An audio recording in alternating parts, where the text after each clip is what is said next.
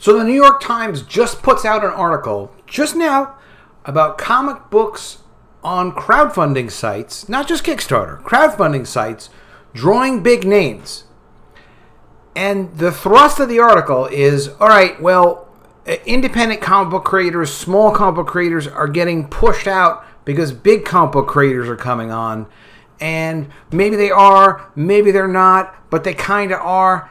And in this whole article about excluding comic book creators, they exclude all of ComicsGate. All the ComicsGate creators completely excluded. And the thing is yes, they do exclude ComicsGate a lot, but this is about excluding comic book creators. So in particular, I think it's funny. The author writes about comic books. He knows comic books. And don't bother this guy, of course. But he's writing about Warner Media restructuring DC. He's writing about 10 new comic books for the fall. He himself says he's been in the comic book industry and been writing about the comic book industry since 2002 on his Twitter. You know, he knows DC. He knows DC Comics. He's very well aware that there are some major DC creators that are now ComicsGate. And he's writing an article about excluding comic book creators while he excludes them. I mean, that's kind of crazy to me anyway. This is coming from the New York Times. Let's get into this article.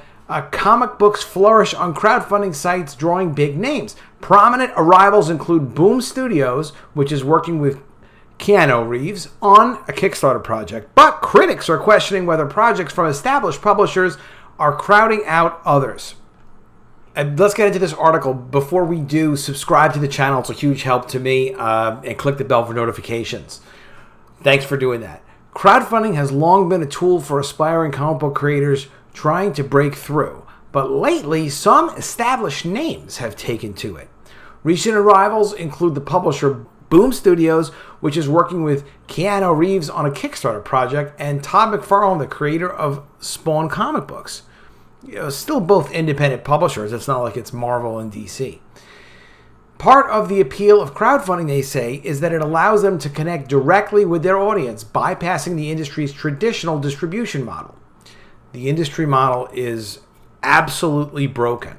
There's no more sales to newsstands, and there's constantly diminishing sales to comic book stores who buy comics on a non-returnable basis and can't even sell the comics that they're buying on a non-returnable basis. Major independent publishers like Boom, like Dynamite, like, who's the other guy? Oh, Boom and Dynamite are offering their comics on a returnable basis now because they know if they don't offer them returnable, IDW as well, the comic stores are going to get flooded with books that they just can't sell. So it's collapsing at the comic book stores as we speak. Some critics argue, however, jealous ones, that heavyweights with deep pockets are muscling into a marketplace intended to help beginners introduce their creations.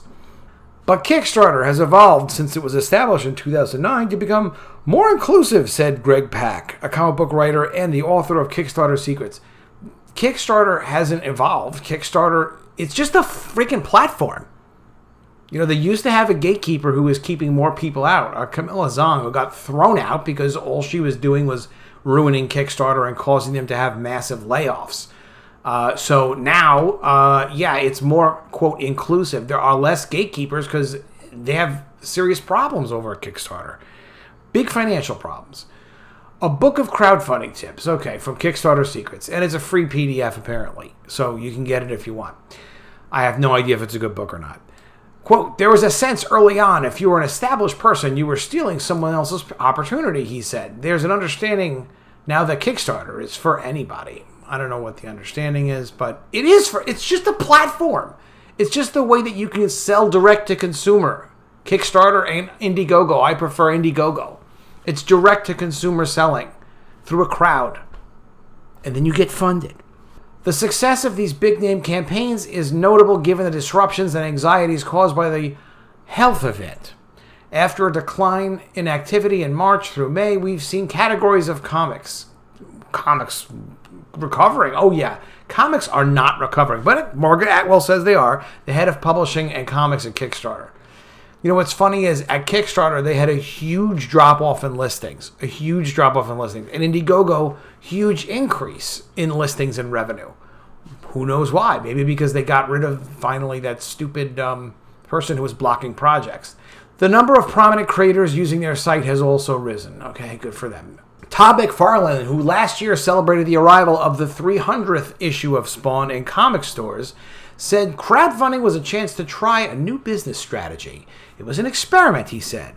Could this be an add-on to our business model or grow into something bigger? Well, a lot of people are doing it, so yes, of course it could, Todd. He opted to sell a 25th anniversary edition of the first Spawn action figure in April, the early days of the health event. Well, actually, March was more the early days of the health event. But that's okay. Things are getting shut down in our industry, he said. 2 choices were left to him. Wait until it's over, however long that would be, or do something at the beginning while people still had a smile on their face. Todd McFarlane has plenty of money. He does not need the money from Kickstarter, but he's a businessman. He's out there, he's hustling, he's bustling, he's trying to see how much money he can raise to sell toys direct to consumer. He's also aware that he can't count on a lot of independent retail stores doing well in the future, comic stores and otherwise, so why not sell direct to consumer? And so he is. He isn't even the first toy company to do that. Hasbro has done that with a Sentinels figure. They did that with Star Wars figures. The Jabba crazy boat thing that he has, that floating boat. They did that. That was successful, and those were bigger companies doing it. So plenty of toy companies selling direct to consumer already. Crowdfunding offers an opportunity to reach a new audience, said Ross Ritchie, the chief executive and founder of Boom Studios. More than 6 million people have backed more than one project on Kickstarter, according to the platform. Last week, Boom began creating a campaign for Berserker. Yes, a comic book about a demigod written by Matt Kindt and Mr. Reeves and drawn by Ron Garney. Cano Reeves, that is.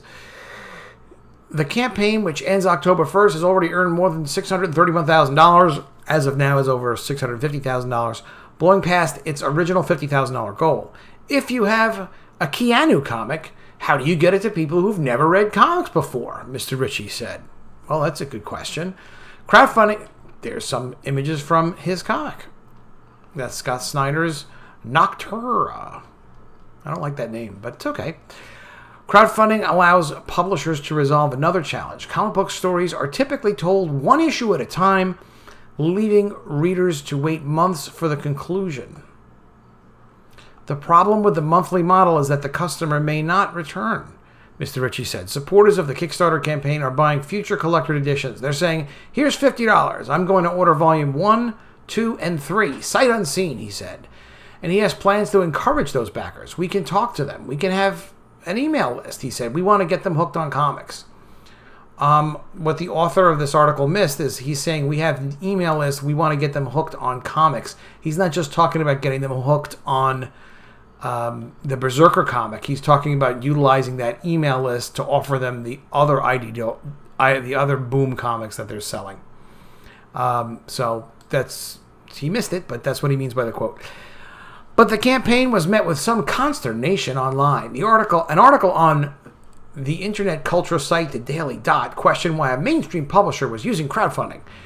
On Twitter, some users thought that supporting Boom might siphon backers from other campaigns. Mr. Ritchie defended Boom's campaign. I think we're using Kickstarter in a very innovative way, he said. This is a tremendous opportunity to reach a different audience. Archie Comics tried this, where they were publishing comics straight to Kickstarter with some Adam Hughes work. And industry people were very upset. It wasn't the middle of a gigantic health event where everybody was going out of business. So there was a lot of pushback, and they pulled the project. And that happened in the past. But now, yes, it's unique, and the timing is right. The notion of one project taking away from another is common, but unfounded, Ms. Atwell said.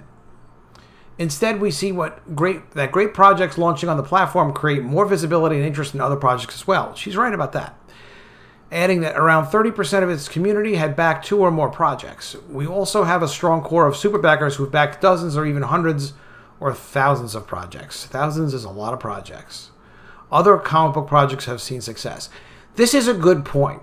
So when you have major projects, if Marvel was to allow a Star Wars project, or you have a major creator, you have Will Smith doing comics or whatnot, Keanu Reeves is a big help. Absolutely, that will draw more people to crowdfunding because that's the only way, theoretically, they can get the comic. Although I recently heard this Keanu Reeves project's Berserker is also available through Amazon simultaneously. So if you're interested in that project, you might want to see if it's available on Amazon. You may be able to get it for free shipping. It's a different offer. That's a wacky situation. If a project is being offered through a crowdfunding platform, the crowdfunding backer should always get that project first. Always, always, always. And if you're going to offer it in other places, it should be clear that, hey, we're offering this as a way you can get the project, but it's going to be available in other places. Maybe it'll only be available for the first 6 months or the first year through one place or something like that. You got to communicate with the backers and tell them what they're buying so they understand it. Other comic books are success. Okay. Alex the Campy sought funding in May for the science fiction graphic novel Maddie Once Upon a Time in the Future with the film director Duncan Jones. They shot past their $50,000 goal, earning $366,000. Good for her. In August, writer Scott Snyder and the artist Tony Daniel, who actually I've heard is behind on his Kickstarter, offered supporters a behind-the-scenes look at their series Noctera, which will have its premiere next year with Image Comics. The target for the project, which ends September 17th, was $40,000, and it's so far earned $169,000. Mr. Snyder found other opportunities with the campaign. He used it to announce his new imprint, Best Jacket Press, and proceeds will help pay for Mr. Daniel's work as well as for the artist for a second series. The money helps alleviate worries that this project was taking time away from paid opportunity. There were also personal reasons. Real-life circumstance is keeping us away from fans, Mr. Snyder said. We can't go to conventions. We can't do signings. So the rewards emphasized access to the creators and a sense of community. It's about meeting us, taking a class with us, getting a sketch. All right, that's a nice sentiment. Let me know what you think in the comments below. Can you imagine, how do they do an article about creators being excluded and they exclude some of the main creators in this movement of crowdfunding comics? It's kind of amazing how they leave out ComicsGate when you know that the creator, the writer of this article absolutely knows about ComicsGate. To me, it's par for the course. It's kind of understandable because they do it so often, but it just gets to be ridiculous. It's like they're creating an alternate reality over here. Speaking of alternate realities, you can back my project, College of the Dead, at collegeofthedead.com. The book ships immediately, and we're working on our third book right now. You can get both books. Also, you can sign up at epicmermaids.com to get on the email list for The Mermaids. This is my new ongoing color series coming out soon on Indiegogo. It's like Game of Thrones with mermaids. It's full color. It's really well done, and I think you're going to really love this book. Check it out and see what you think. All right, I'll see you again soon with another video, and if I don't see you, I will miss you.